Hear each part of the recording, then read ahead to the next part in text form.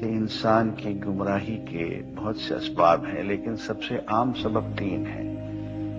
ایک تو یہ کہ کوئی برائی پھیلی ہوئی ہو اور بہت زیادہ لوگ اسے کر رہے ہوں تو ہماری نظر میں وہ برائی نہیں رہتی کہ یار سب لوگ کر تو رہے ہیں۔ فرماتے ہیں کہ یاد رکھو، ناپاک چیزیں پاک چیزوں کے برابر نہیں، خواہ ان کی زیادتی اور اکثریت تمہیں اچھی لگے۔ تو گمراہی کا ایک سبب اکثریت ہے۔ اکثریت حق اور باطل کا معیار نہیں ہوا کرتی، بلکہ قرآن یہ کہتا ہے کہ اگر تم اکثر لوگوں کی روش اختیار کرو گے تو بہک جاؤ گے۔ دوسری بات، تقلید آبا۔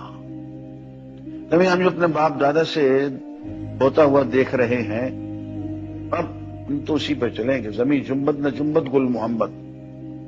تیسرا سبب گمراہی کا، فرماتے ہیں وہ اپنے آپ سے فارغ ہو کے دوسروں پہ تنقید میں لگ جانا۔